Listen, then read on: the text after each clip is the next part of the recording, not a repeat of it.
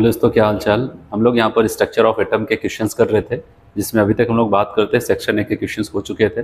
आज हम लोग को यहाँ पर सेक्शन बी के क्वेश्चंस करने थे, जिसमें नीट और जेई के पीवाईक्यूज होंगे। तो चलिए हम लोग यहाँ पर स्टार्ट करते हैं। तो सबसे पहले हम लोग यहाँ पर बात करने वाले हैं कि जेई के जो पीवाईक्यूज के क्वेश्चन हैं उससे स्टार्ट करते हैं। चलिए यहाँ पर देखते हैं क्वेश्चन। इस क्वेश्चन में बताया गया, according to Bohr's model hydrogen atom के लिए which of the following statement is incorrect. आपको इनकरेक्ट स्टेटमेंट बताना है। तो चलिए यहाँ पर देखते हैं क्या सही है। कह रहे कि radius of sixth orbit is there is 3 times larger than of the fourth orbit. क्या ये लाइन सही होगा? तो सबसे पहले मैं आपको यहाँ पर बताऊँ कि हमसे यहाँ पर बताया गया है कि बोहर मॉडल के हिसाब से, अच्छा रेडियस हाइड्रोजन की बात हो रही है, ठीक है, हाइड्रोजन एटम की बात हो रही है। और रेडियस का जो फॉर्मूला होता है, अगर आपको याद हो तो मैंने कहा था 0.529 n स्क्वायर अपान जेड, इतना एंगस्ट्राम था। देखो हाइड्रोजन की बात हो रही है तो ठीक है, इसका एटम का नंबर सेम है, एटॉमिक नंबर सेम है और ये कांस्टेंट वैल्यू। तो रेडियस जो हो जाएगी सेल के स्क्वायर के नंबर के स्क्वायर के डायरेक्टली होगा। अगर कोई 6th सेल में है, अगर पहले वाले ऑप्शन को हम देखें, अगर छठे सेल में है तो आपको पता है यहाँ पर क्या रखेंगे, 6 का स्क्वायर कर देंगे तो आपको बताइए कितना हो जाएगा, 36 टाइम हो जाएगा। कितना आ जाएगा यहाँ पर अगर हम देखते हैं 36। अगर वही अगर हम बात करते हैं फोर्थ वाले में होगा तो फोर्थ में हम 4 का स्क्वायर करेंगे तो क्या हो जाएगा 60। और उसने कहा है कि फोर्थ वाले का क्या ये 3 टाइम्स है। आपको बताया 16 दिन बदले से 48, अगर 48 आता तब 3 टाइम्स होता है, लेकिन ये 36 है, तब होता कि पहला ही ऑप्शन आपका इनकरेक्ट आ जाता है। ठीक है, क्योंकि यहाँ पर ये 36 है तो 16 है, तो अगर इसका 3 टाइम्स होने का मतलब यहाँ पर आप 3 से मल्टीप्लाई करते हैं तो आप देखते हैं यहाँ पर 48 आ जाता है। ठीक है, लेकिन यहाँ पर 36 आ रहा है, मतलब ये बात गलत बताया गया कि फोर्थ ऑर्बिट 3 टाइम्स ज़्यादा होगा सिक्स ऑर्बिट 3 टाइम्स ज़्यादा होगा फोर्थ का। ये स्टेटमेंट गलत है। ठीक है, अब अगर हम बात करते हैं यहाँ पर इसके लिए और जो ऑप्शन आप वहाँ पर देख सकते हैं, radius of third orbit is 9 times larger then first orbit. अगर आप यहाँ पर 3 के लिए देखते हैं तो आपको पता है 3 के लिए, क्योंकि स्क्वायर है तो आपको पता है 3 का स्क्वायर करते क्या हो जाएगा 9 टाइम्स आ जाता, और पहले में है तो 1 का स्क्वायर करते तो क्या हो जाता, आप बताते 1 ही आ जाता। तो ये बात तो सही है, ठीक है, कि पहले वाले का 9 गुना ज़्यादा हो जाता है रेडियस किसका, ये हमें इनकरेक्ट सेलेक्ट करना तो ये कर दिया। ऐसे आप यहाँ पर भी आप लगा करके देख सकते हैं। ठीक है, तो पहला वाला इनकरेक्ट था, फॉर्मूला ये था। चलिए अगला देखते हैं यहाँ पर next. Radius of the first excited state of helium ion is given as, आपको यहाँ पर दिया गया है और यहाँ पर कह रहे हैं कि ए नॉट जो है वो radius of first stationery state of hydrogen atom. तो हाइड्रोजन एटम, पहले मैं रेडियस का आपको फॉर्मूला बताऊं। रेडियस का जो फॉर्मूला हमें पता है, यहाँ पर कोई एक नंबर आता था 0.529 n स्क्वायर अपान जेड। ठीक है, ये हमें पता था एंगस्ट्राम। अगर हाइड्रोजन एटम है तो और पहले शेल में स्टेशनरी स्टेट मतलब n की वैल्यू 1 और z की वैल्यू 1 होती है, तो हमारे लिए वैल्यू क्या आ जाएगी 0.529, और उसी वैल्यू को यहाँ पर हाइड्रोजन के लिए बोल दिया गया वो ए नॉट है। मतलब आगे का जो ये जो कांस्टेंट की वैल्यू होती है उसको आपको ज़्यादातर क्वेश्चन में कुछ इसी रूप में दे दिया जाता है, उसको ए नॉट कहा गया। चलो, मतलब आगे का कांस्टेंट वाली वैल्यू पता चल गई क्या होगा, अगर हमें नहीं पता तो यहाँ पर आपको बताएं। फिर कह रहे हैं हीलियम के first excited state. First excited state का मतलब पता है कौन सा, आप बताओगे सेकेंड सेल की बात कर रहे हैं, सेकेंड ऑर्बिट की बात कर रहे हैं, उसका क्या होगा आपसे पूछा जा रहा है। अब सेकेंड ऑर्बिट की बात करते हैं तो उसकी रेडियस जब निकालेंगे तो आपको बताइए यहाँ पर ए नॉट रख दिया इसके यहाँ पर। फिर हमारे पास फॉर्मूला है n square upon Z. n की वैल्यू क्या रखना है 2 का स्क्वायर अपान z, और आपको बताइए हीलियम के लिए z की वैल्यू कितनी हो जाती है, एटॉमिक नंबर 2, यहाँ पर 2 रख देते हैं। तो अब बताओ 2 2 ज़ा 4 और यहाँ से कैंसिल होकर के आप बताओगे यहाँ पर आपका 4 आता, 2 2 ज़ा 4, अब बताओगे 2 ए नॉट आ जाएगा, 2 ए नॉट। अब बताओगे पहला वाला ही ऑप्शन आपका करेक्ट हो जाएगा, रेडियस बराबर 2 ए नॉट यहाँ पर आ जाता है। ठीक है, अगला क्वेश्चन देखते हैं।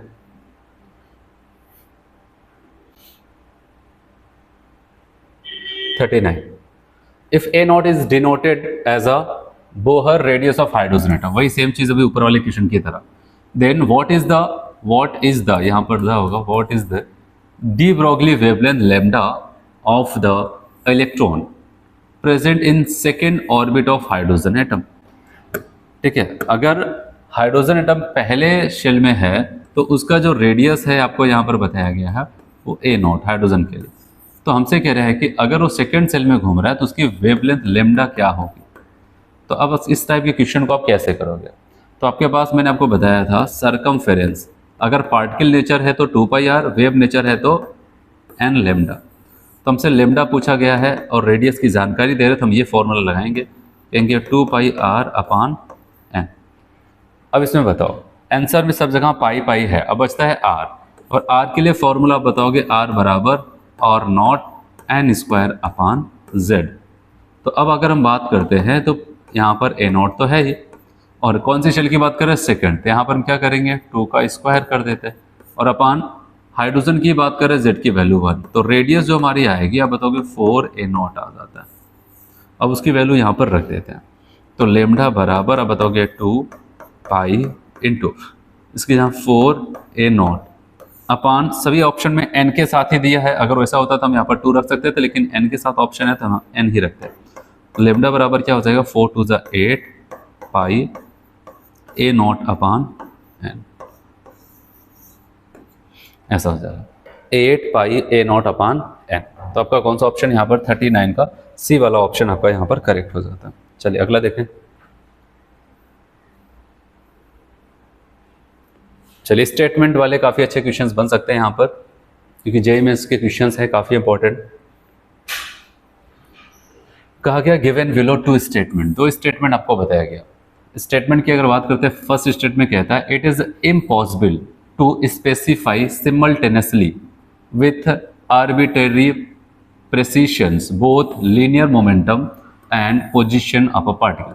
कह रही क्या ये इम्पॉसिबल है कि अगर कोई इलेक्ट्रॉन मोशन कर रहा है, जैसे कि यहाँ पर बताया गया सिमल्टेनियसली अगर कोई चीज़ मोशन कर रही है, तो बताया गया क्या इम्पॉसिबल है कि हम क्या कर सकते हैं? बोथ लीनियर मोमेंटम और उसकी पोजीशन एक साथ बता सकते हैं सिमल्टेनियसली। आप बताओगे नहीं, तो इसका मतलब ये लाइन सही है। कौन से, किसने बताया था ये लाइन हमें? हाइजेनबर्ग अनसर्टेनिटी प्रिंसिपल, ये आया था। फिर स्टेटमेंट सेकंड की बात करते, कहता है if the uncertainty in the measurement is a position and uncertainty measurement of the momentum are equal for an electron, then uncertainty in measurement velocity इतना आएगा। तो चेक कर लेते हैं इतना आएगा कि नहीं आएगा। पहले इसका मतलब समझते हैं। कह रहे अगर डेल्टा एक्स बराबर डेल्टा पी है, क्योंकि कह रहे पोजीशन और मोमेंटम सेम है, तो हमारे पास फॉर्मूला था delta x into delta p is greater than equal to h/4π, है कि नहीं? Heisenberg uncertainty principle. अगर कह रहे हैं कि डेल्टा एक्स की वैल्यू भी डेल्टा पी के बराबर, तब बताओगे डेल्टा पी यहाँ पर रखा तो डेल्टा पी का स्क्वायर आ जाएगा बराबर h/, यहाँ पर ठीक है, equal to greater than h/4π। अब आपको बताया p बराबर हम लिखते हैं, तो यहाँ पर डेल्टा p बराबर लिखते हैं m डेल्टा v। हमसे डेल्टा v का हिसाब पूछा था, हम कहेंगे यहाँ पर आ जाएगा m square into delta v का square is greater than equal to h/4π। फिर अगर हम यहाँ पर डेल्टा v का स्क्वायर निकालेंगे तो कहेंगे ठीक है, डेल्टा v का स्क्वायर निकालेंगे greater than equal to h/4π, और m स्क्वायर इधर चला जाएगा, है कि नहीं? अब इसका v का स्क्वायर हटाते हैं तो सामने वाले के ऊपर क्या पड़ जाएगा? रूट। और आपको बताया 4 का रूट और m का स्क्वायर ये रूट के बाहर आ जाएंगे, तब बताएंगे 1/2 इंटू m, और अंडर रूट क्या होगा? h/π बचेगा। तो बात ये जो कह रहे हैं वो सही कह रहे हैं, ठीक है। तो अगर ये बराबर होगा तो वेलोसिटी क्या हो जाएगी? Measurement uncertainty in velocity under root h/π into 1/2। तो ये सही। तो पहला स्टेटमेंट भी सही था, दूसरा स्टेटमेंट भी सही है, तो हम कौन सा स्टेटमेंट को लगाएंगे? Both statement first and second are true. तो पहले वाले को हम यहाँ पर टिक कर देते हैं, ठीक। तो 40 नंबर में आपका पहला वाला ऑप्शन करेक्ट हो जाता है। चलिए अगला क्वेश्चन देखते हैं यहाँ पर 41।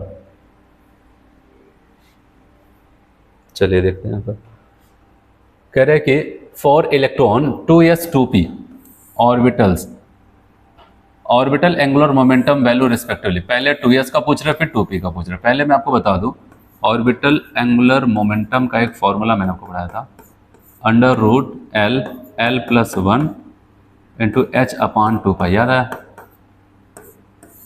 और मैंने कहा था किसी भी s के लिए, अगर किसी भी s की हम लोग बात करते हैं, कोई भी s होगा तो s के लिए l की वैल्यू क्या बताया था?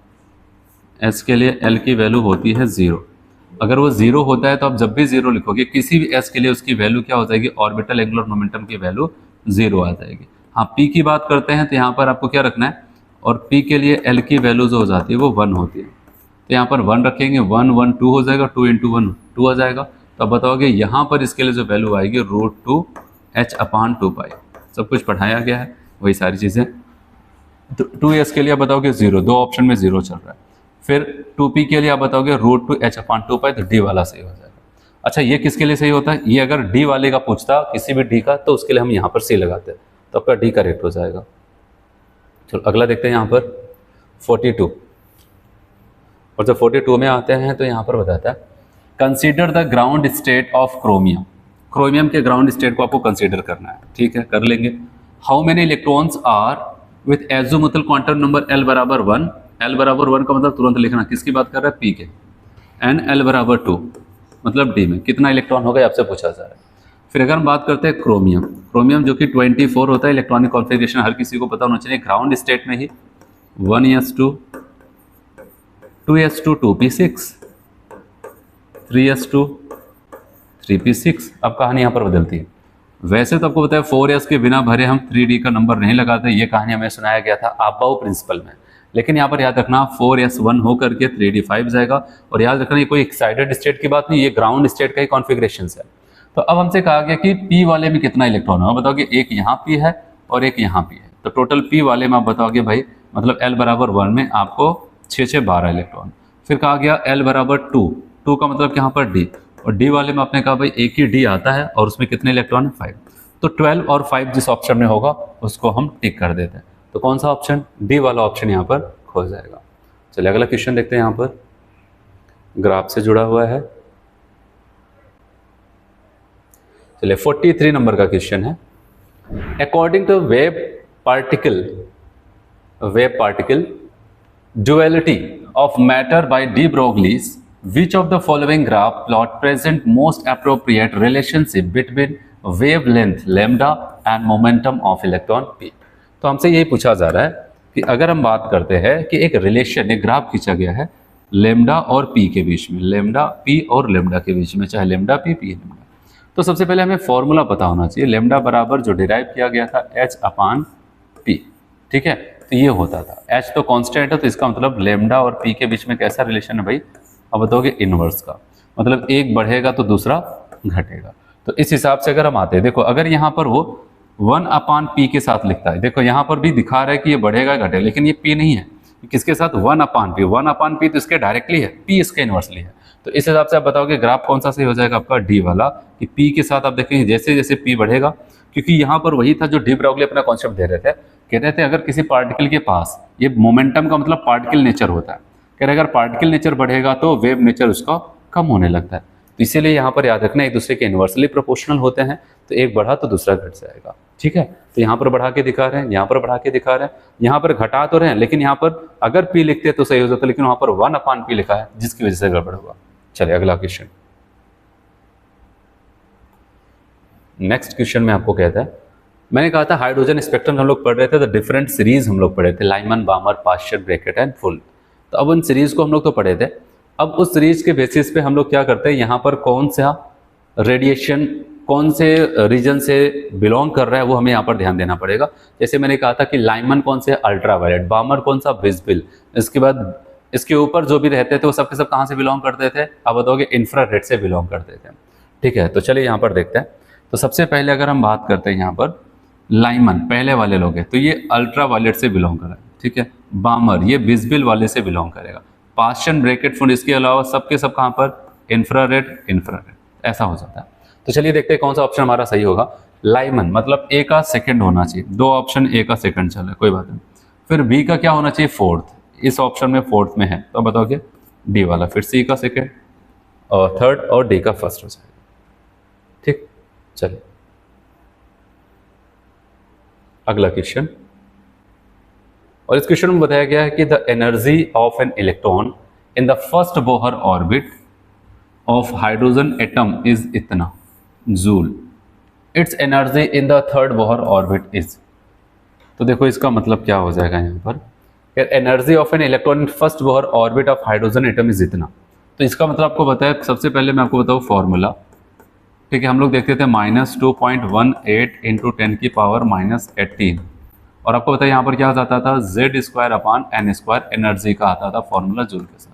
वो इसलिए आपको बता देते हैं कि हाइड्रोजन के पहले सेल में इतना है कि बाई चांस आपको ये आगे वाला नंबर नहीं पता तो कोई बात नहीं, लेकिन Z और N का रिलेशन साफ साफ पता होना चाहिए, क्योंकि जितनी बार क्वेश्चन पूछता है तो उसमें Z और N का रिलेशन सही होता है, तभी आप लगा सकते हो।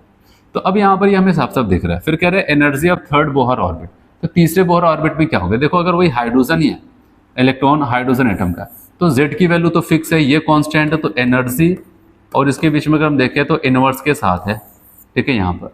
तो अब अगर हमको पता है कि अगर हम इसको क्या करते हैं, तीसरे शेल में जाके देखेंगे, पहले शेल के लिए इतना, अगर तीसरे शेल के साथ देखेंगे तो आपको करना क्या, 3 का स्क्वायर कर देंगे तो कितना आ जाएगा 9, 1/9। इसकी वैल्यू कितनी हो जाएगी, पहले की 1/9 आ जाती है। बस यही करना था वहाँ पर। Z और N का रिलेशन, Z तो फिक्स था, उससे कोई फर्क नहीं पड़ेगा, शेल के नंबर पे फर्क पड़ेगा। पहला वाला जो हिसाब बताया गया वो पहले शेल के लिए था, तो तीसरे शेल में जाएंगे तो N के इन्वर्सली, हालांकि माइनस साइन ये भी ध्यान देना वहाँ पर, ठीक है। तो आप बताओ कि इन्वर्सली है लेकिन माइनस साइन है यहाँ पर, तो आप बताओ कि जाहिर सी बात है अगर 3 का स्क्वायर करेंगे तो 1/9 आ जाएगा। अगला क्वेश्चन, नेक्स्ट क्वेश्चन में आपको कहता है 46, statement first, according to Bohr's model of hydrogen atom, ठीक, the angular momentum of an electron in a given stationary orbit state is quantise. बात सही कह रहा है। जो उनका कहना था कि उन्होंने एक स्टेटमेंट बताया था बोहर ने कि इलेक्ट्रॉन कौन से शेल में घूम रहा है ये बता दो, तो उसका जो एंगुलर मोमेंटम होगा वो फिक्स होगा, क्योंकि उन्होंने कहा था कि इलेक्ट्रॉन कौन सी शेल में घूमेगा, ये तो क्या हो जाएगा वहाँ पर उसके एंगुलर मोमेंटम का जो था वहाँ पर बताया गया था h/2π का इंटीग्रल मल्टीपल, एक स्टेटमेंट बताया था ना, इलेक्ट्रॉन कौन सी शेल में घूमेगा वो किसके बराबर हो जाएगा, उसका एंगुलर मोमेंटम h/2π का इंटीग्रल मल्टीपल NH/2π फॉर्मूला था। तो इससे समझ में आ जाता है हर एक शेल का फिक्स है, पहले शेल में हो तो h/2π, दूसरे में 2h/2π, तीसरे में 3h/2π, चौथे में 4h/2π। हर एक शेल का एंगुलर मोमेंटम फिक्स होने का मतलब क्वांटाइज्ड है।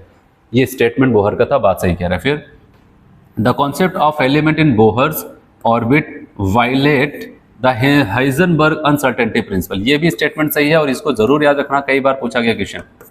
होता क्या है देखो, बोहर तो कह चुके हैं कि भाई हर एक अगर हाइड्रोजन स्पीसीज है तो उसकी पोजीशन फिक्स है, क्योंकि वो फिक्स दूरी पर है और फिक्स मोमेंटम के साथ रहता है। ये कौन बोला था, बोहर बोले थे। लेकिन हाइजेनबर्ग ने कहा था कि नहीं, हम तो बड़ी मेहनत की, हमसे नहीं हो पा रहा है। उन्होंने कहा कि अगर कोई मूविंग पार्टिकल है, बहुत ही माइक्रोस्कोपिक मूविंग पार्टिकल है, हम उसका एक साथ उसकी मोमेंटम और पोजीशन एक साथ बताना चाहते हैं तो ये पॉसिबल हो ही नहीं सकता है। सिमल्टेनियसली उसकी पोजीशन और मोमेंटम को बताना इम्पॉसिबल है। तो हाइजेनबर्ग कह रहे थे हम तो नहीं बता पा रहे, उन्होंने प्रिंसिपल भी दे दिया। लेकिन बोहर कह रहे थे कि नहीं, हम वो कहते थे कि फिक्स है, रेडियस फिक्स होगी, वहाँ पर मोमेंटम फिक्स होगा, पोजीशन फिक्स होगा। तो इसीलिए यहाँ पर इन दोनों के बीच में कंट्राडिक्शंस चलता रहा। तो इसीलिए आप बताओगे कि ये जो लाइन बोल रहा है सही बोल रहा है, क्योंकि वायलेट कर रहा है। बोहर का कॉन्सेप्ट कुछ और, हाइजेनबर्ग का कुछ और बोलता था, इसे कंट्राडिक्शंस था। तो इसलिए आप बताओगे पहला भी स्टेटमेंट सही, दूसरा, तो हम उस स्टेटमेंट को लगाएंगे यहाँ पर दोनों को सही बताया जा रहा। Both statement first and second are correct, और ये कई बार पूछा जा चुका है, ठीक है, कि बोहर और हाइजेनबर्ग का कॉन्सेप्ट एक दूसरे को वायलेट करता है। हाँ करता है, ये बात सही।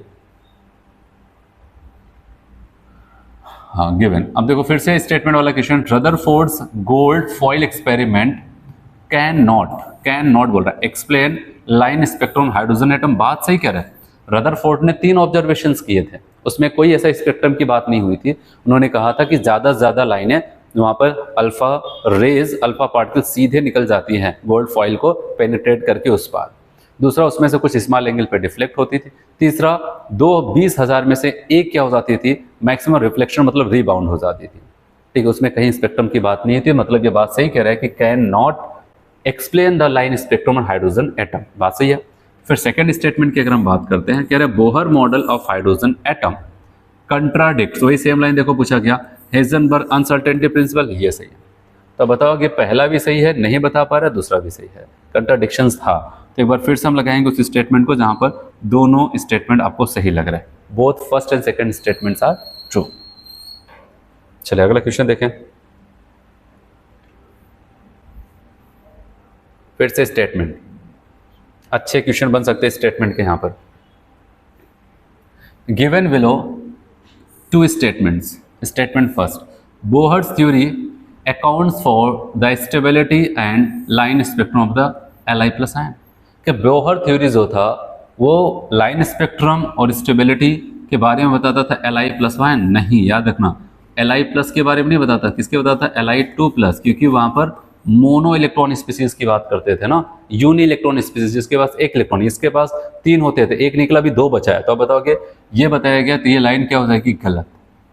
ठीक है, Li प्लस के लिए Li2 प्लस के लिए बताता था। चलो अगला स्टेटमेंट देखते हैं। Bohr theory was able to explain the splitting of spectrum line in presence of magnetic field, सही बोल रहे हैं, जिसको हम ज़ीमैन इफेक्ट के नाम से जानते थे। ठीक है, ज़ीमैन इफेक्ट के नाम से उसको जानते थे, तो ये चीज़ आपको यहाँ पर समझ में है। तो पहला स्टेटमेंट गलत है, दूसरा स्टेटमेंट क्या हो जाता है यहाँ पर सही है। तो ऐसा कुछ यहाँ पर होता है, तो फर्स्ट करेक्ट, सेकंड इनकरेक्ट हो जाएगा। तो कौन सा ऑप्शन यहाँ पर लगेंगे, फर्स्ट स्टेटमेंट फॉल्स, दूसरा क्या हो जाएगा ट्रू। तो स्टेटमेंट फर्स्ट इज फॉल्स हो जाएगा, दूसरा ट्रू हो जाएगा, तो डी ऑप्शन यहाँ पर करेक्ट हो जाता है। चलिए अगला देखें यहाँ पर।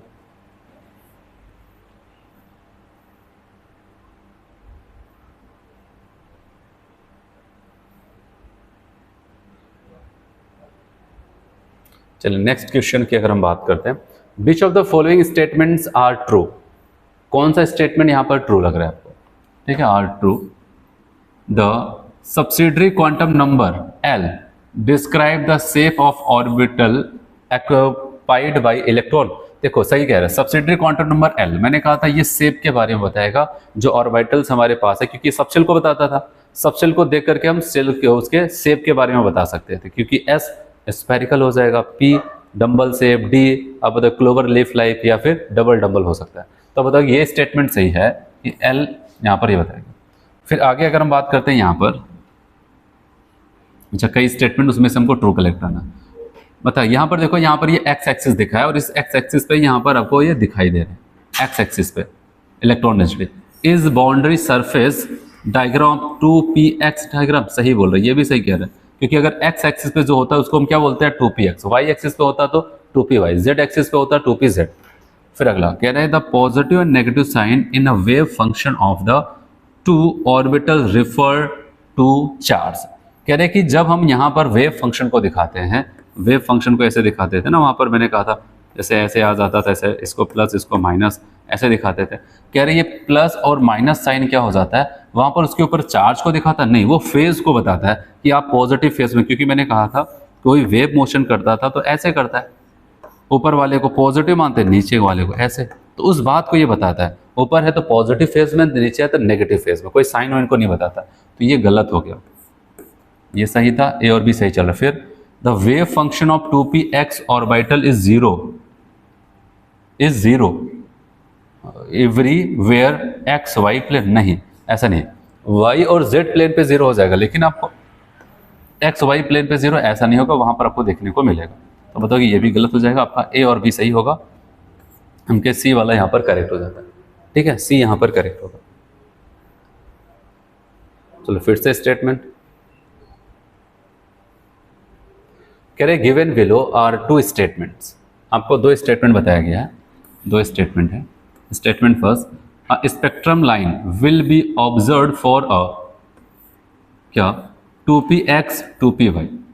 कह रहे अगर हम 2px से 2py में जाएंगे तो हमें स्पेक्ट्रम लाइन देखने को मिलेगा नहीं, क्यों, क्योंकि आपको पता है 2px 2py ये तो सेम शेल में है ना, आपको पता है जब शेल के नंबर बदलेंगे, सेम शेल है, यहाँ तक डिसजनरेट ऑर्बिटल्स हैं, ये मान लेते हैं 2px हो जाता है, ये 2py हो जाएगा, ऐसे 2pz आ जाता है, ठीक है, ये सब हो जाता है, तो ये सारी चीज़ें आ जाती है। तो कहने का मतलब ये स्टेटमेंट गलत कह रहा है कि P से P में ही चला जाएगा तो वहाँ पर बच जाएगा, भाई सेल तो बदलो, कुछ तो बदलो वहाँ पर, ऐसा कुछ नहीं।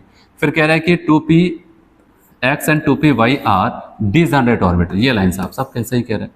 तो अब बताओगे स्टेटमेंट फर्स्ट में कहा spectrum line will be observe for अ, ये गलत, ये सही, तो स्टेटमेंट पहला गलत दूसरा सही होगा, तो कौन सा ऑप्शन में जाएंगे, स्टेटमेंट फर्स्ट गलत फॉल्स और दूसरा ट्रू हो जाएगा, क्योंकि जब शेल बदलेगा तभी तो आपको पता है, मैंने कहा था कि बोहर ने बताया था एक स्टेशनरी ऑर्बिट में घूमेगा, ना तो एनर्जी को एब्जॉर्ब करेगा ना तो इमिट करेगा।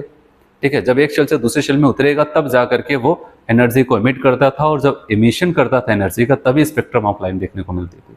चलिए आगे बढ़ते हैं।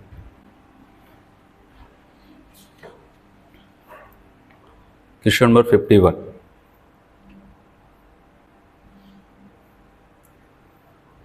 चलिए क्या बोलता है, given below are two statement. Statement first, for a given shell the total number of allowed orbitals is given by n square. कह रहा है किसी गिवन शेल में अगर हमें वहाँ पर टोटल नंबर ऑफ ऑर्बिटल्स बताना है n स्क्वायर। ये बात सही है, मैंने आपको बताया था n स्क्वायर ये फॉर्मूला से।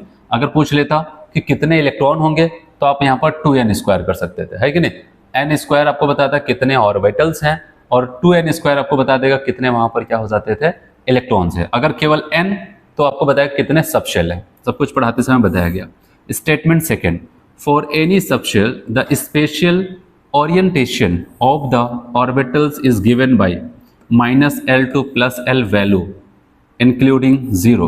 सही है, कह रहे स्पेशल अरेंजमेंट का मतलब ऑर्बिटल्स के बारे में m की बात कर रहे हैं, मैग्नेटिक क्वांटम नंबर की बात कर, उसकी वैल्यू क्या हो जाती थी -L से +L तक इंक्लूडिंग 0 तक। ये स्टेटमेंट सही।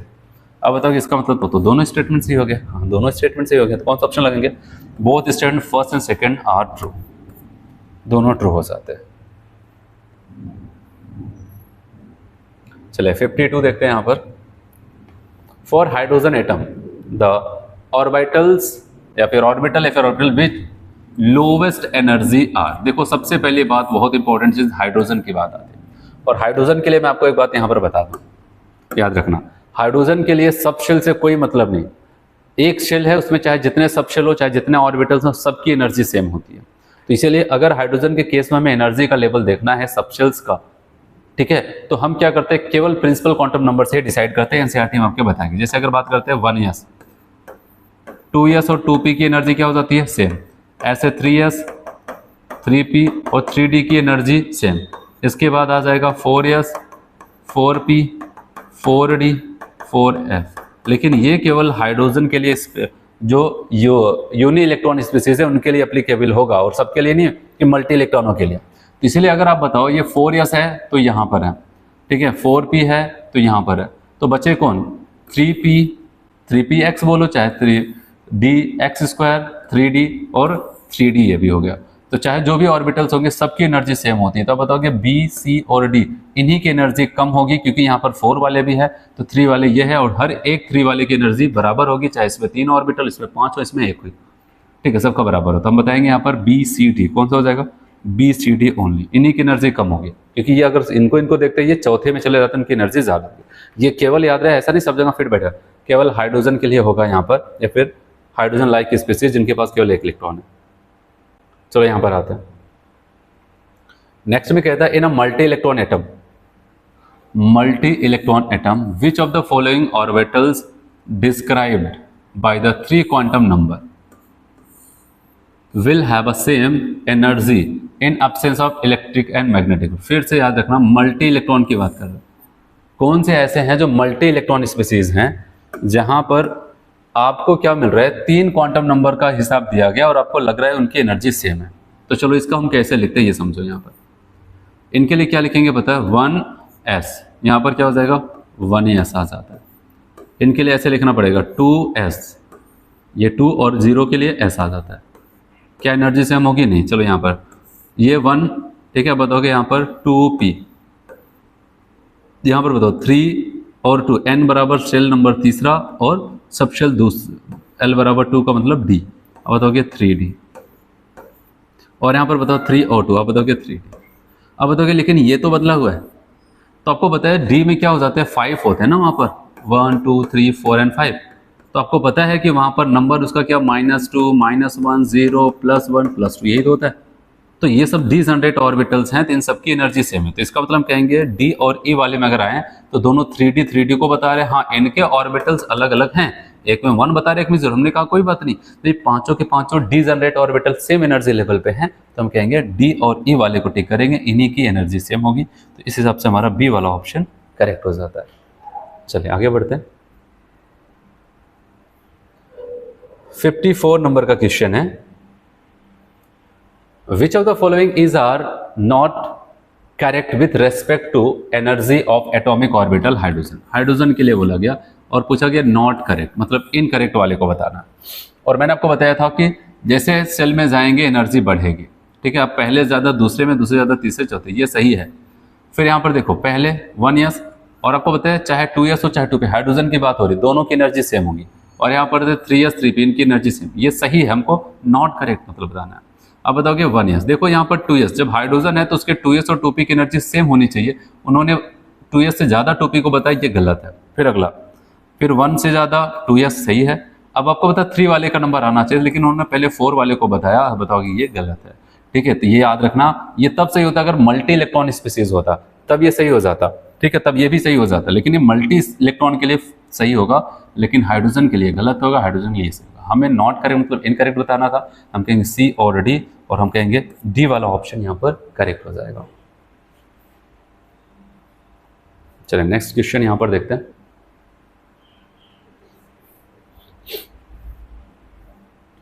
Compare the energies of the following set of quantum number. याद रखना, ये जरूर ध्यान देना, मल्टी इलेक्ट्रॉनों की बात कर रहे हैं तो हमें एनर्जी का लेवल वहाँ पर देखना है। मैंने कहा था कि जब ऐसा कभी भी आए, हमारे पास एक बहुत अच्छा सा रूल है, बहुत हेल्प करता है, n+l रूल। ठीक है, उसको अप्लाई करते हैं, जिसके n+l की वैल्यू ज़्यादा उसकी एनर्जी ज़्यादा, जिसके n+ की वैल्यू कम उसकी एनर्जी कम। कभी n+l की वैल्यू इक्वल आ जाए तो जिसके n की वैल्यू कम उसकी वैल्यू कम। तो चलो यहाँ पर देखते हैं, अच्छी बात है, n और l दिया है, तो 4 ये क्या हो जाएगा p, तब बताओ ये 4p की बात कर रहे हैं। चलो इससे नहीं मतलब, हम यहाँ पर n+l की वैल्यू निकाल लेते हैं ना, ये ज़्यादा सही रहेगा। 4 और 1 क्या हो जाएगा 5, यहाँ पर आ जाएगा 5, यहाँ पर 4 और 2 कितना आ जाएगा 6, देख रहे हैं यहाँ पर 3 और 1 क्या हो जाएगा 4, 3 2 5। चलो यहाँ पर 5 4 और 0 4, तो आपको यहाँ पर सबसे कम, यहाँ से अगर हम देखें सबसे कम किसका होगा, 4 दो लोगों का, इनका और इनका 4 है, तो किसको कम माना जाएगा, जिनके, अब अगर यहाँ पर देखो सबसे पहले 4 5 6 ऐसे हैं, तो पहले 4 वाले को यहाँ पर पीछे रखेंगे। ठीक है, तो अब अगर हम देखते हैं 4, अच्छा एक में बढ़ता घटता ऐसा आपको बनाया गया तो कोई दिक्कत नहीं, तो 4 वाला सबसे कम होगा, लेकिन उस 4 वाले में कौन सा, ये 3 बता रही है 4 बता रही है, इसकी एनर्जी कम होगी, तो सी वाले की एनर्जी। तो अगर हम देखें यहाँ पर बी वाले ऑप्शन में सी वाले को सबसे कम दिखाया गया, और किसी ऑप्शन में सी को नहीं दिखाया गया। उसके बाद किसका नंबर आना चाहिए, ई। फिर उसके बाद अब देखो ये 5 5 टक्कर में, ए और डी टक्कर में, तो अब ए वाले बोल रहे मैं तो 3 वालों, ये 4 है, तो बताओगे इसका नंबर आएगा डी, फिर ए फिर बी। अब बताओगे बी वाला यहाँ पर n+l रूल वाला क्वेश्चन था। चलो फिर से स्टेटमेंट,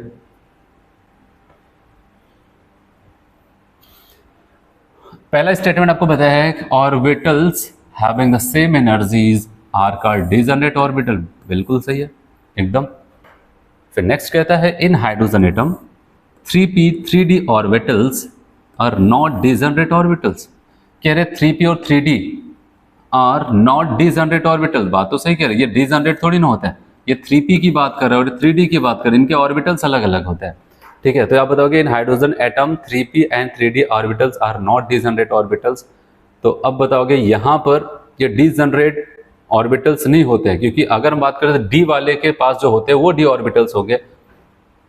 एक मिनट, सॉरी, यहाँ पर याद रखना, आपको हाइड्रोजन मेंशन किया ना, तो वही कहानी फिर से, तीसरे शेल में तो 3s 3p 3d, ये तो सबके सब सेम एनर्जी लेवल पे हैं, और जो सेम एनर्जी लेवल है तो मतलब सबके ऑर्बिटल्स की एनर्जी सेम लेवल पे है, तो ये बात गलत कह रहे हैं, ये नॉट लिखा, बताओगे ये होगा, क्योंकि हाइड्रोजन बोला ना, हाइड्रोजन के अलावा और कोई होता तो कहते नहीं होगा, तो इसका मतलब बताओगे कि पहला भी सही है दूसरा भी सही है।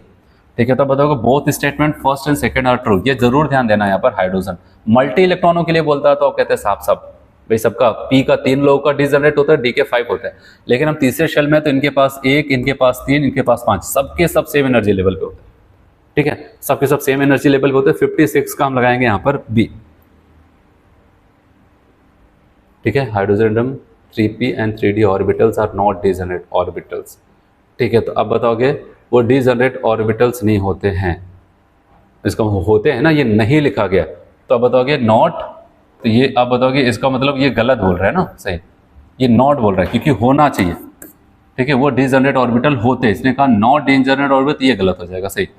तो अब हम यहाँ पर सी वाले को लगाएंगे, सही है, ये वाला नहीं, क्योंकि यहाँ पर नॉट बोला है, हमको सही क्या होगा, सबके सब डिजनरेट ऑर्बिटल्स होते हैं, इसने कहा नहीं होते हैं, उनके तब तुम गलत बोल रहे हो क्योंकि हाइड्रोजन की बात चले, तो सी वाले को ठीक करना। Statement first is true and statement second is false. ठीक है, डिजनरेट होते हैं, आया समझ में सबको, डिजनरेट होते हैं, इसने नॉट बोला है तो हम कहेंगे इसका मतलब गलत बोल रहे हैं।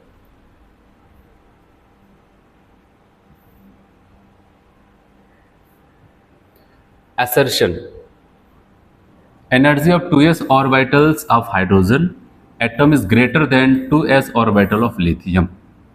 ये क्या बोल रहा है? कह रहा है कि यहाँ पर energy 2s orbital hydrogen atom का वो ज़्यादा हो जाएगा 2s ऑर्बिटल लिथियम का। ये कैसे पता चलेगा?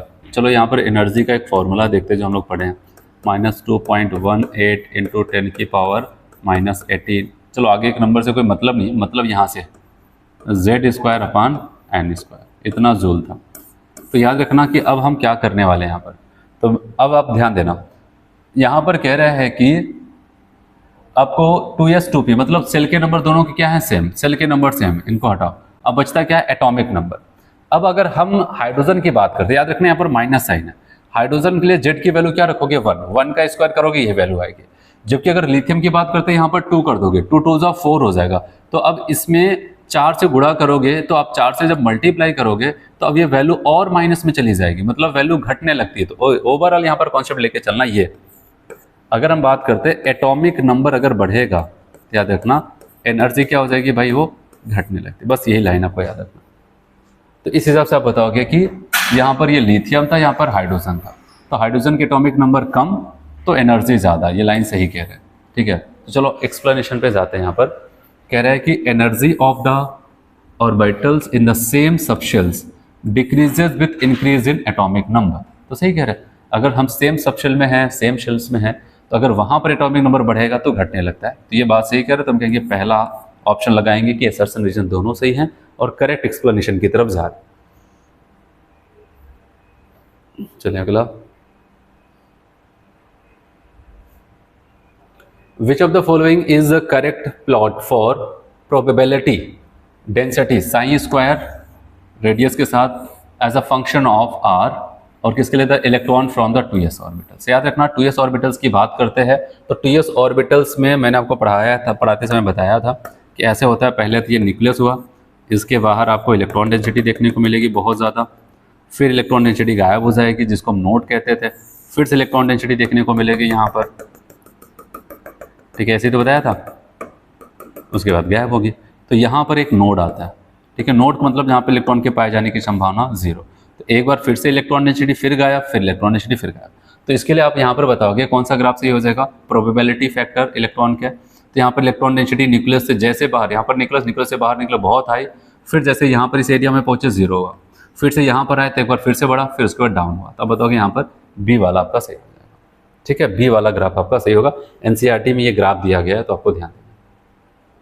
चलो अगला देखते हैं, ठीक है। अब हम नीट के पीवाईक्यूज जो हैं कुछ उसको देखते हैं यहाँ पर। और इसमें जो पहला क्वेश्चन है 50 नंबर का, 59 नंबर का आपको बताया गया, the select the correct statement from the following. पहला, atom of all elements are composed of 2 fundamental particles. बताओ, कह रहा है कि कोई भी एटम होगा उसके पास केवल 2 फंडामेंटल पार्टिकल। अब बताओ कि नहीं, 3 फंडामेंटल पार्टिकल। कौन सा? Electron, proton, neutron. इसको कहते हैं फंडामेंटल पार्टिकल्स जो मिल करके पूरे एटम को बनाता है, ठीक है। तो यहाँ पर उन्होंने कहा केवल 2 होते हैं, तो आपने कहा भाई आप गलत हो। अगला, फिर कहते हैं मास ऑफ इलेक्ट्रॉन किलोग्राम में, सबको पता है 9.1 kg होता, सही है।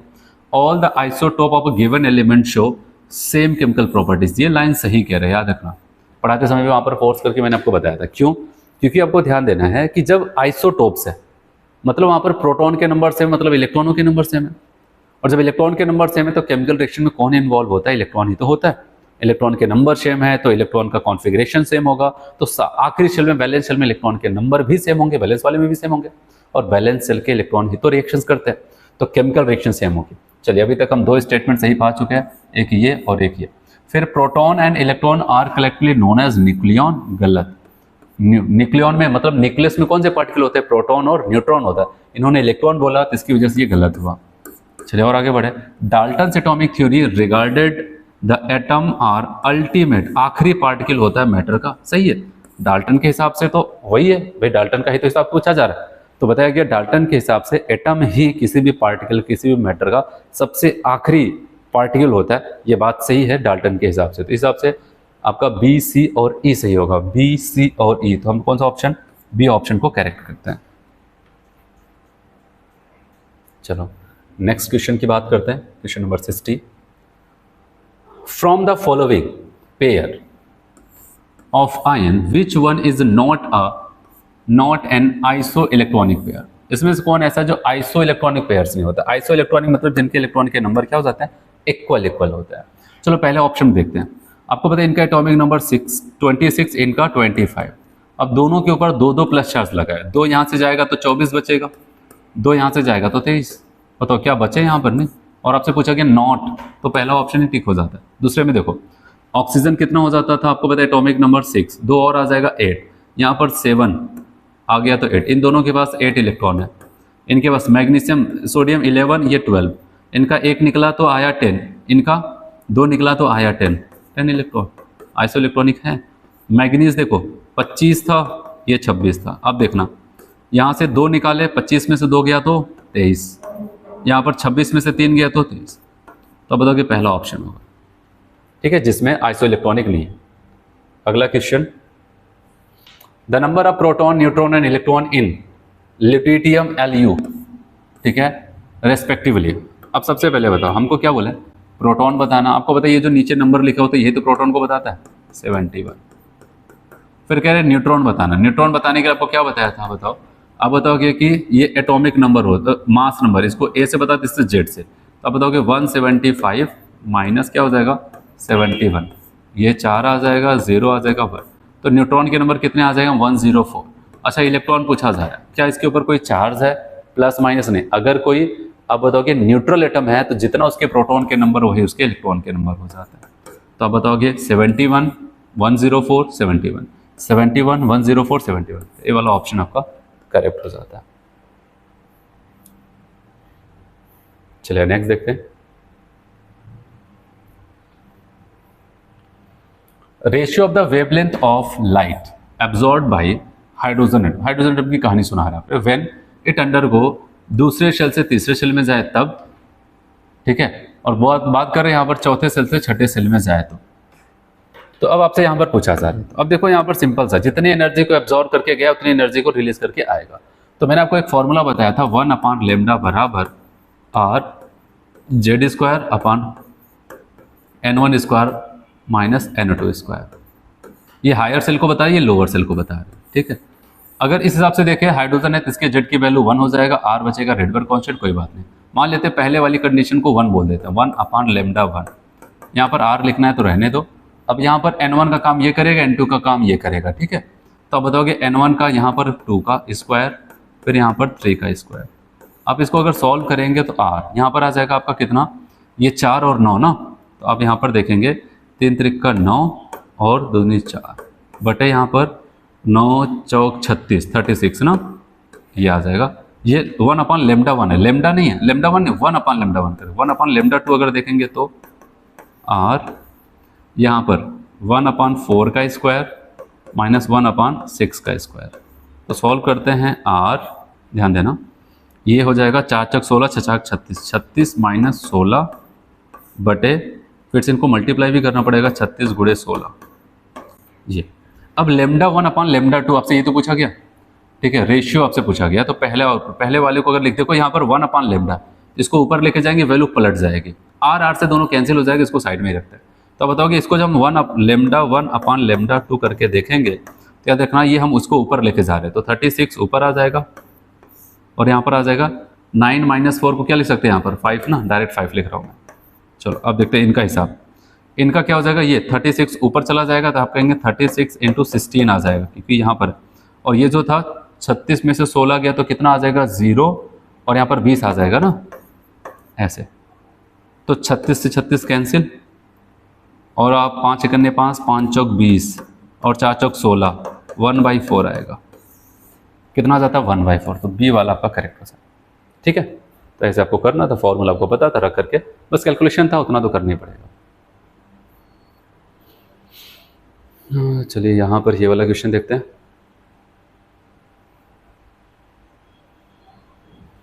A particular station all India radio new Delhi broadcast on the frequency 1368 kilohertz the wavelength of the electromagnetic radiations emitted by the transmissions। हमसे वेवलेंथ की बात कर रहे हैं, वेवलेंथ लैम्डा, ठीक है। और हमें क्या जानकारी दिया है, हमें लाइट दे रहा है ये, तो हमें पता C/μ लगा देंगे फॉर्मूला। बस रख करके सॉल्व करते हैं। लेमडा बराबर सी की value 3 into 10⁸ metre per second के साथ, और यहाँ पर ये हर्ट्ज में हम रखते थे ना निको, ये किलो हर्ट्ज रख गया 368 इंटू 10⁻3। तो अब यहाँ पर आप इसको रख करके यहाँ पर सॉल्व करेंगे, तो यहाँ पर आपका सॉल्व करने के बाद 219.3 मीटर आएगा। अब इसको एग्जैक्टली सॉल्व करना, क्योंकि एक ऑप्शन बहुत क्लोज है 219.2, 219.3 एकदम, क्योंकि अब यहाँ पर केवल कैलकुलेशन की बात नहीं हो रही, कितना आ गया मैच कर गया लगा दिया। लेकिन यहाँ पर 0.1 का डिफरेंस है इन दोनों में, तो ये वाला टिक होगा वहाँ पर, क्योंकि आप सॉल्व करते हैं 2.19, 0.29 समथिंग करके आता है, तो उसको राउंड फिगर करके 3 करते हैं। चलो अगला question 64। Which of the following series of transition in the spectrum of hydrogen atom falls to visible region. Visible region से कौन अभी क्वेश्चन करके आ रहा है? बामर सीरीज, बामर सीरीज, ठीक है, बामर सीरीज। चलिए नेक्स्ट 165, मतलब सॉरी 1, यहाँ पर 165 है, 65 है। Calculate energy in joule corresponding to light of the wavelength 45 nanometers. ठीक है, जूल में एनर्जी दे रहा है, वेवलेंथ और सब कुछ पढ़ा है। तो चलो एनर्जी का फॉर्मूला क्या बताया था? एच न्यू या फिर HC अपॉन लेमडा, बस सॉल्व कर लो। एच की वैल्यू इन्होंने दे दिया है जूल के साथ 6.63 इंटू 10⁻34। लाइट की स्पीड मीटर पर सेकेंड में 3 इंटू 10⁸8। और क्या बचता है? लेमडा। मीटर में रखना पड़ेगा ना, क्योंकि देखो ये भी मीटर में है, तो नैनोमीटर को मीटर में कन्वर्ट करते हैं 10⁻⁹ आ जाता है। बस वैल्यू को रख करके सॉल्व करना। आप सॉल्व करेंगे तो आपकी वैल्यू लगभग 4.42 इंटू 10⁻⁻58। ठीक है, इतना आंसर। बस सब कुछ फॉर्मूले पे रखना, तो कुछ मेहनत नहीं करनी थी, बस कैलकुलेशन बचता आप कर सकते हैं। चलिए आगे बढ़ते। ये नीट 2025 में आया था, थोड़ा लेंदी था। सिंपल कॉन्सेप्ट तो सिंपल था, लेकिन ये था कि इसके लिए आपको थोड़ा सा कैलकुलेशन करना पड़ेगा। Energy and radiation of first Bohr orbit n बराबर 1 के लिए, हीलियम के लिए और लिथियम के लिए बताना है क्या होगा। चलिए इस क्वेश्चन को करने के लिए पहले अगर हम यहाँ पर देखते हैं, मान लेते हैं पहले हम हीलियम का हिसाब देखें। ठीक है, अगर हम हीलियम का हिसाब देखते हैं, और यहाँ पर याद रखना n बराबर 1 की बात कर रहे हैं पहले शेल के लिए। वो कह रहे हैं एनर्जी बताना, एनर्जी, और उन्होंने कहा है कि RH बता दिया यहाँ पर ही, मतलब हाइड्रोजन का पहले शेल में जो एनर्जी होगी, ठीक है, आयोनेशन एनर्जी इतनी है, और रेडियस आपको ये बता दिया पिकोमीटर के साथ। जो आगे कांस्टेंट वाली वैल्यू वो आपको बता दिया, उन्होंने फॉर्मूला बताया 2.18 इंटू 10 की पावर इन्होंने दे दी। अच्छी बात है, नहीं तो हमें पता भी होना चाहिए। और मैंने कहा था यहाँ पर क्या हो जाएगा, Z² अपॉन N²। चलो हीलियम के लिए हम लोग देख रहे हैं, तो एनर्जी क्या आ जाएगी हीलियम के लिए? 2.18 इंटू 10 की पावर -80। Z की वैल्यू हीलियम के लिए क्या हो जाएगा बताओ? 2 का स्क्वायर कर देंगे 4, और X की वैल्यू, N की वैल्यू पहले से बताया है कि फर्स्ट बोहर ऑर्बिट, यहाँ पर पहले मैंने लिख दिया 1 का स्क्वायर 1 ही आ जाएगा। अब जब इसको 4 यहाँ पर मल्टीप्लाई करते हैं हीलियम के लिए, आपको पता है 8 दूनी 832 आ जाएगा, 2 4 3 7 आ जाएगा, 4 दूनी 8 आ जाता ना, इतना इंटू 10 की पावर -8। एक हिसाब क्लियर होगा जूल में, ठीक है, इतना।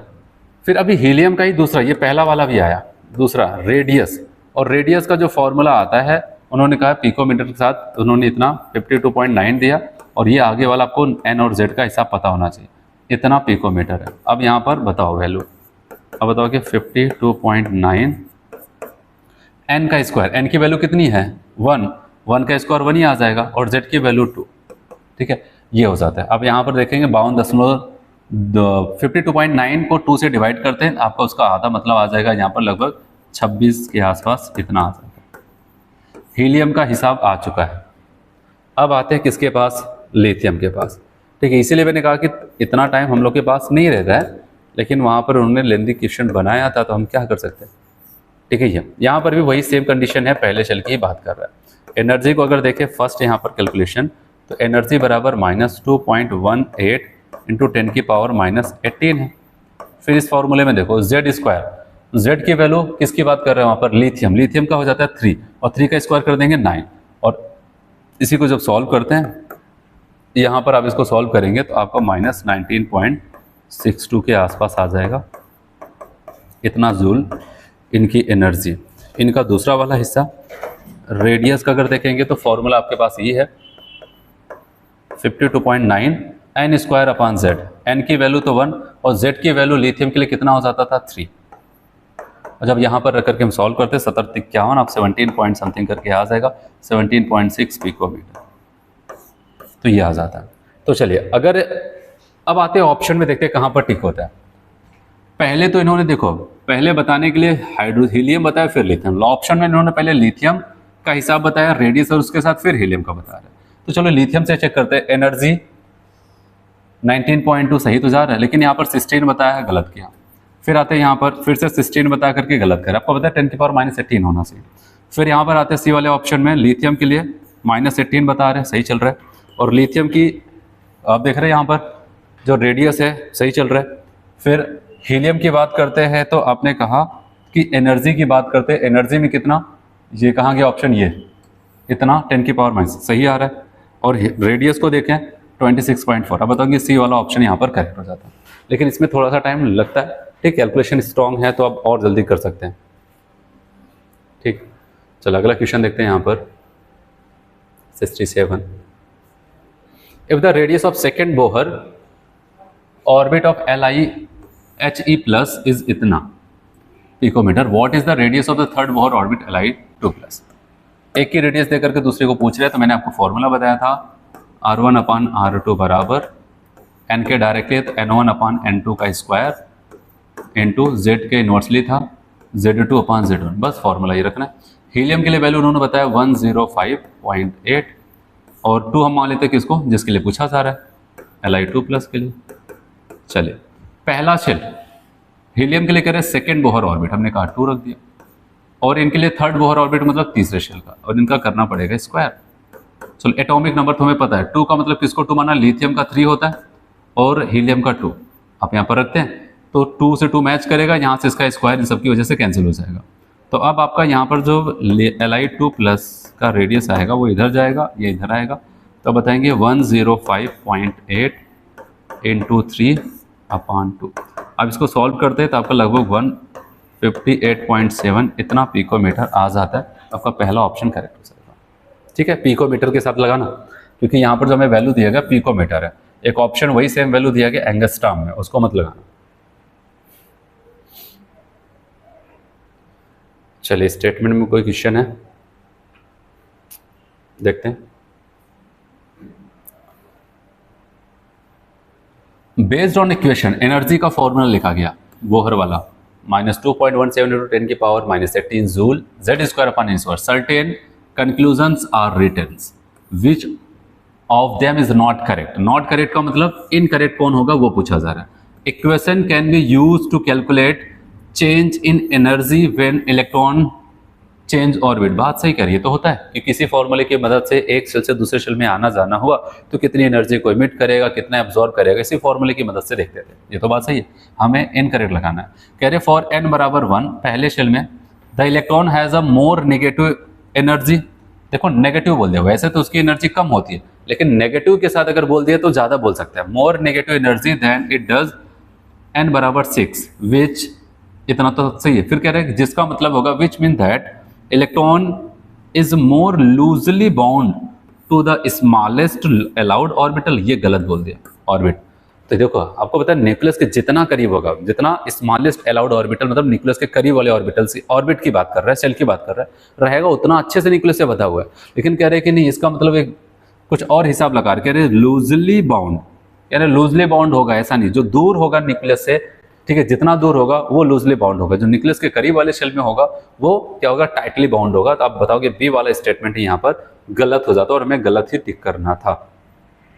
चलिए अगला देखते हैं यहाँ पर।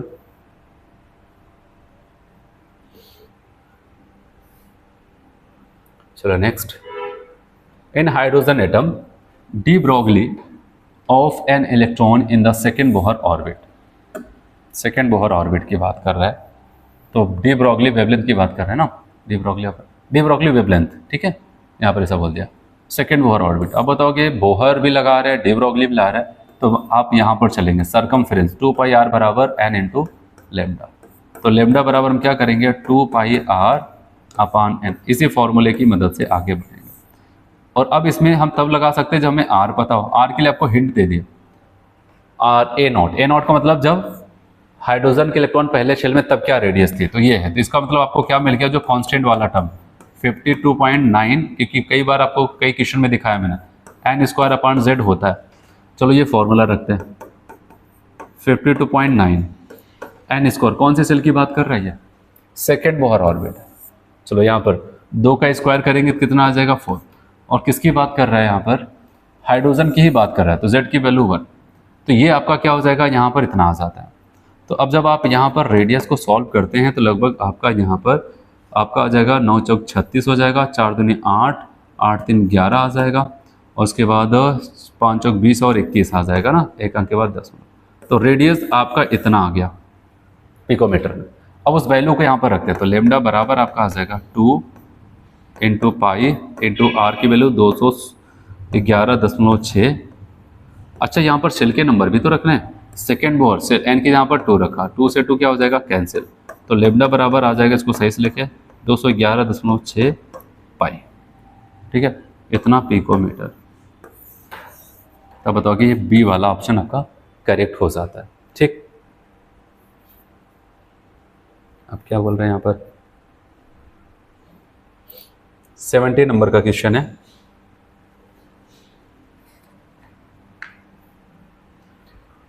कह रहे हैं कि एक 0.66 kg बॉल है, किलो का बॉल है, is moving with a speed 100 metre per second. The associated wavelength will be, वही डी ब्रॉगली वेवलेंथ की बात कर रहे हैं। तो हमारे पास फॉर्मूला है लेमडा बराबर क्या बताया था, एच अपान पी, पी की जहाँ पर लिख सकते हैं एम इंटू वी, बस रख करके सॉल्व करना। तो एच की वैल्यू तो हम सबको पता है 6.6 into 10 to the power -34। M की वैल्यू देखो किलोग्राम के साथ ही रखना होता है यहाँ पर मास, इतना सही है। और वेलोसिटी मीटर पर सेकेंड कहाँ पर, यहाँ पर 100। ठीक है, यहाँ जाता है। चलिए अब अगर हम यहाँ पर देखें, देखो यहाँ पर 6.6, अगर इसका एक जीरो कैंसिल कर देंगे, यहाँ पॉइंट यहाँ पर 6 हो जाएगा, तो ये कैंसिल हो जाएगा। बचेगा यहाँ पर 10 की पावर -34, और नीचे बचेगा 10 की पावर 1, मतलब 1, तो ये ऊपर जाएगा, ये भी -1 हो जाएगा, तो बताओ 10 की पावर -35। बस सॉल्व करना था, फॉर्मूले पे रखना था, बस से याद आता है। चले अगला question,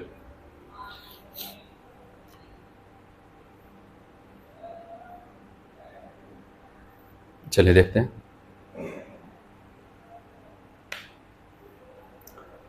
the quantum number of the 4 electrons are given below. ठीक, ये रख दिया 4। पूछना क्या सर, अच्छा एनर्जी का ऑर्डर पूछना चाहता है। The correct decreasing order of energies. ठीक है, तो डिक्रीजिंग ऑर्डर ऑफ एनर्जी हमसे पूछा जा रहा है। तो मैंने कहा था ऐसा कभी मैटर आया तो आपके पास एक ही रास्ता है, n+l रूल। क्या आ जाएगा, n+l, जिसकी वैल्यू कम उसकी एनर्जी कम, जिसकी वैल्यू ज़्यादा उसकी वैल्यू ज़्यादा। चलो पहले वाले में अगर हम देखें n+l की वैल्यू कितनी आ जाएगी, 4 2 6। दूसरे वाले में बताओ 3 2 5, इसमें 4 और 1 5। ठीक है, यहाँ पर 3 और 1 4। तो सबसे कम वैल्यू किसकी है, चौथे वाले, किसको सबसे पीछे होना चाहिए।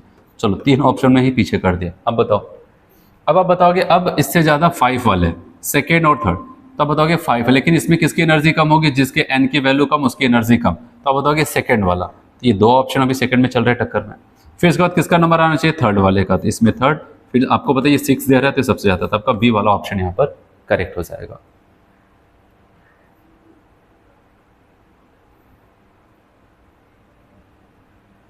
चलो यहाँ पर आते हैं। ठीक है, यहाँ पर 2 लिस्ट आपको दिया गया, यहाँ पर कैपिटल M लिखा गया, लेकिन इसको लोग ऐसे स्मॉल m लिखते हैं और यहाँ पर स्मॉल s लिखते हैं। ठीक है, ये चलिए अब आते हैं कौन किसको रिप्रेजेंट कर रहा है। स्मॉल l का मतलब आपको बताया यहाँ पर मैग्नेटिक क्वांटम नंबर की बात करता है, और मैग्नेटिक क्वांटम नंबर आपको बताया ओरिएंटेशन ऑफ द ऑर्बिटल्स को बताता है कि ऑर्बिटल्स कहाँ तक फैला है कहाँ पर।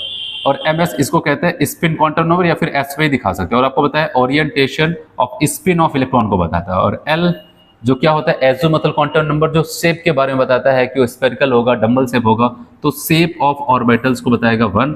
और n प्रिंसिपल क्वांटम नंबर जो साइज और एनर्जी को बताएगा वो n हो जाता है। इस हिसाब से बताएंगे a का थर्ड, b का फोर्थ, a का थर्ड 2 ऑप्शन, b का फोर्थ 2 ऑप्शन। चलो दोनों ऑप्शन टक्कर में। फिर c के लिए क्या चलोगे, फर्स्ट, c के लिए फर्स्ट और d के लिए सेकंड, तो b वाला ऑप्शन करें।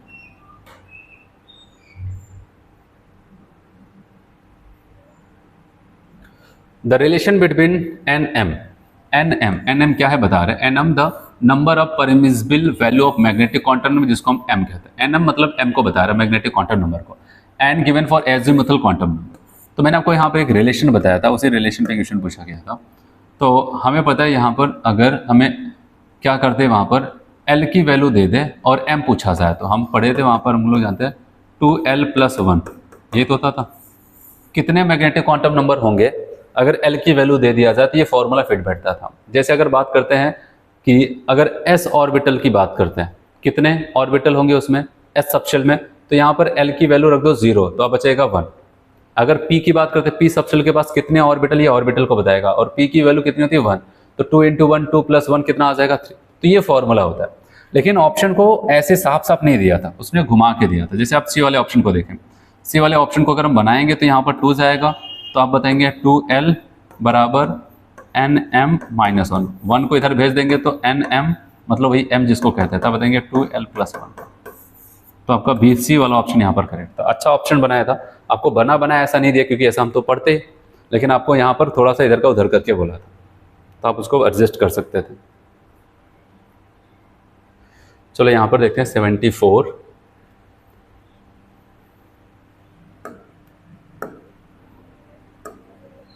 Identify the incorrect statement. All the 5, कौन सा स्टेटमेंट आपको इनकरेक्ट दिखेगा, कह रहे all the 5d orbitals are different in size, size में डिफरेंट होते हैं, when compare to respect to 4d orbital. अब सही है, जाहिर सी बात है, जैसे हम हायर शेल में जाएंगे, तीसरे चौथे पांचवें, वैसे कोई भी ऑर्बिटल्स होगा, अगर हायर सेल में जाएंगे तो उसकी साइज बढ़ती चली जाएगी। अगर वहां पर पहले मान लेते शुरू में छोटे सेल में छोटा था, बड़े साइज में उसकी साइज बढ़ती चली जाएगी। इसलिए वो 5d और किससे 4d से कंपेयर कर रहे हैं, तब बताओगे हाँ 5d के हर एक ऑर्बिटल्स 4d के ऑर्बिटल से बड़ी साइज के होंगे। बात तो ये सही है, हमें इनकरेक्ट लगाना है। ऑल 5 4d, पांचों 4d orbitals have a shape similar to that of respect to 3d orbital. सही है, जो ऑर्बिटल्स का शेप 4d वाले को होगा वही सेम क्या हो जाएगा 3d वालों का होगा। शेप में कोई नहीं बदलाव होता है, सिर्फ साइज में बदलाव होता है। ये भी सही है। कह रहे in an atom all the 5 3d orbitals are equal in energy in free state. सही है, तो सीधे डिजनरेट ऑर्बिटल पांचों को हम एक साथ लगाते थे, इसका मतलब डिजनरेट ऑर्बिटल पांचों ऑर्बिटल की एनर्जी सेम होती है। ये भी स्टेटमेंट सही। तो कह रहे the shape of dxy dyz और dzx ऑर्बिटल्स आर सिमिलर। ये भी तो सही है, लेकिन कह रहे एंड dx² - y² और dz² are similar to each other. गलत बोल दिया। देखो इसका क्या हो जाता था, आपको पता है, केवल सिंगल डबल होता था, यहाँ पर डबल। तो ये dxy yz zx और dx² - y², इन तीनों का शेप एक जैसा होता है। चौथे का अलग होता था, मैंने कहा था चौथे का ऐसे होता था, dz² का ऐसे, फिर यहाँ पर डोनट टाइप की इलेक्ट्रॉन डेंसिटी भी घूमती रहती थी ये। तो बताओगे ये स्टेटमेंट गलत है।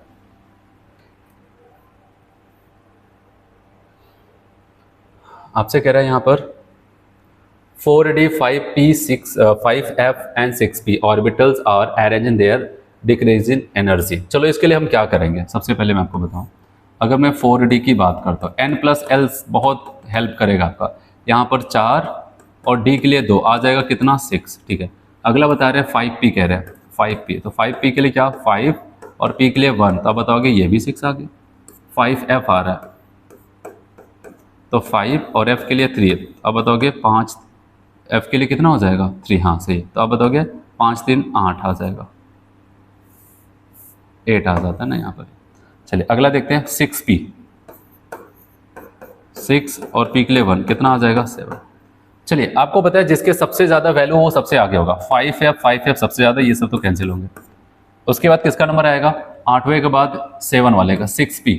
देखो ये दोनों भी टक्कर में चल रहा है। फिर अब किसका आएगा 4d और ये दोनों का 6 है, तो किसकी एनर्जी ज़्यादा होगी, जिसके n की वैल्यू ज़्यादा, ये। फिर उसके बाद किसका नंबर 4d, हमके कौन सा आ जाएगा यहाँ पर 75 में हम b वाले को टिक कर देंगे ना, हमें ऑर्डर एनर्जी का ऑर्डर पूछा जा रहा है, तो b वाला यहाँ पर करेक्ट हो जाएगा। ठीक है, चलिए अगला देखें। कह रहे हैं orbital having 3 angular nodes and total node. Angular node भी 3 हो और टोटल नोड भी 3 हो। और आपको पता है एंगुलर नोड का फॉर्मूला क्या होता है, एंगुलर नोड बराबर केवल l। l का मतलब आपको पता है जिसके l की वैल्यू 3 होगी उन्हीं की बात कर रहा है और कह रहा है कि वहाँ पर टोटल नोड भी है, इसका मतलब वहाँ पर रेडियल नोड नहीं था। तो बताओ किसके एल की वैल्यू 3 है। अब बताओ कि इनके लिए तो भाई कहते हैं मेरे लिए तो 1 होता है, ये कहते हैं मेरे लिए तो 2 होता है, ये कहता है हाँ मेरे लिए ही 3 होता है। यहाँ पर फिर डी को देख करके देखेंगे एल बराबर 2 आ जाएगा, तो हम किसको टिक करेंगे, ये 4 है। वैसे तुरंत के तुरंत टिक कर देते हैं। ठीक, आप पूरा सॉल्व करना चाहते हो वहाँ पर कर सकते हो। चलो 77, which one is the wrong statement, कौन सा स्टेटमेंट आपको रॉन्ग लग रहा है। Total orbital angular momentum of electron in s orbital is equal to 0। Total orbital angular momentum of electron in s orbital is 0, सही बोल रहे हैं क्योंकि फॉर्मूला एल की वैल्यू 0 तो सब कुछ 0, तो हमें रॉन्ग बताना है, ये तो आपका सही है, मतलब कि यहाँ पर तो हम कैंसिल करेंगे क्योंकि हमें इनकरेक्ट बताना है। N orbital is designated by 3 quantum number while an electron in an atom is designated to 4 quantum। ये भी सही है। अगर ऑर्बिटल तक पहुंचना है तो आपको 3 क्वांटम नंबर लेना पड़ेगा। प्रिंसिपल आपको सेल बता देगा, एजिमुथल आपको सबशेल बता देगा और मैग्नेटिक आपको ऑर्बिटल बता देगा और स्पिन आपको इलेक्ट्रॉन बताएगा। ये स्टेटमेंट सही है। फिर कह रहे हैं इलेक्ट्रॉनिक कॉन्फ़िगरेशन नाइट्रोजन एटम का 1s2 सही है, 2s2 2p 3 होता था 1 1 1। चलो ऑर्बिटल में देखते हैं, सही है सही है।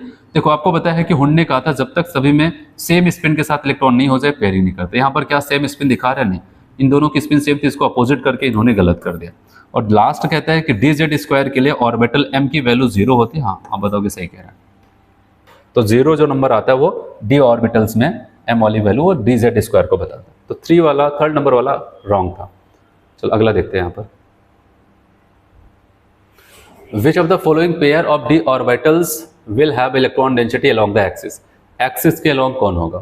तो अगर हम बात करते हैं, मैंने कहा था D X Y Y Z Z X, ये सब के सब क्या हो जाते थे, बिटवीन द एक्सिस पाए जाते थे। तो ये ऑप्शन तो गया, ये अलॉन्ग द एक्सिस था, ये बिटवीन एक्सिस गया, अलॉन्ग द एक्सिस अब बताऊंगे डी वाले को, सी वाले को टिक कर दे, ये बिटवीन द एक्सिस था गया।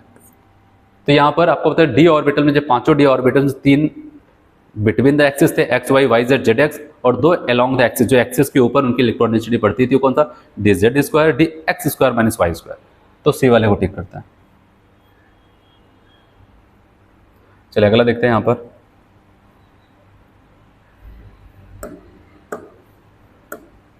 कहते हैं for the energy of an electron in A ground state n बराबर 1, हीलियम के लिए -z जूल आई है, then that for a electron in n बराबर 2 स्टेट Be3+ के लिए क्या होगा। तो सबसे पहले फॉर्मूला लिखना है। तो आपको पता है एनर्जी के लिए मैंने कहा था E1/E2। बताओ क्या जानते हो, Z के डायरेक्टली और N के इनवर्सली था। तो बताओ कि Z1/Z2 के स्क्वायर के डायरेक्टली और N2/N1 के स्क्वायर के इनवर्सली, ऐसे कर देते हैं ना यहाँ पर। तो E1 की वैल्यू मान लेते हैं, इसके लिए हमने E1 मान लिया हीलियम को, -x है, और E2 किसके लिए मान लेते हैं, बेरिलियम के लिए मान लेते हैं, बराबर Z1 पहले किसको माना गया है, आप बताओगे कि हीलियम के लिए वैल्यू कितनी 2, और बेरिलियम के लिए कितना हो जाता है 4। ठीक है, इनका स्क्वायर कर दिया। फिर शेल की बात करता है, पहले दूसरे वाले का रखना है, इसका कौन सा शेल में कह रहे हैं, दूसरे में, हम कहेंगे 2 का स्क्वायर। ठीक है, और फिर उसके बाद क्या बोलता है यहाँ पर, और शेल का ग्राउंड स्टेट 1 का, ऐसे ना, तो यहाँ पर आ जाता है। तो अब अगर हिसाब से हम इसको सॉल्व करें और देखें तो क्या बनके तैयार होता है। चलो यहाँ पर इसको देखते हैं, -x एनर्जी Be3+ का पूछ रहा है। बताओ ये 2 2 4, ठीक है, अपान 4 का स्क्वायर 16, फिर यहाँ पर 2 2 4 ये। अच्छा बताओ 4 4 4 गुणे क्या हो जाए 16, ये कैंसिल होकर कितना आ जाएगा 1। तो अब बताओ कि 1 इधर आया तो एनर्जी ऑफ Be3+ बराबर क्या हो जाएगा -x, इतना क्या हो जाएगा -x आ जाता है। ठीक है, तो हम कौन सा ऑप्शन को टिक करते हैं यहाँ पर, ए वाले ऑप्शन को टिक कर देते हैं। ठीक है, तो यहाँ तक आपके जो भी सेक्शन बी के क्वेश्चन पे कंप्लीट हो जाते हैं। ठीक है, तो अब सेक्शन सी बचता है, इसको हम लोग अगले नंबर पे करते हैं। तो आज इतना करते हैं। ठीक है, थैंक यू।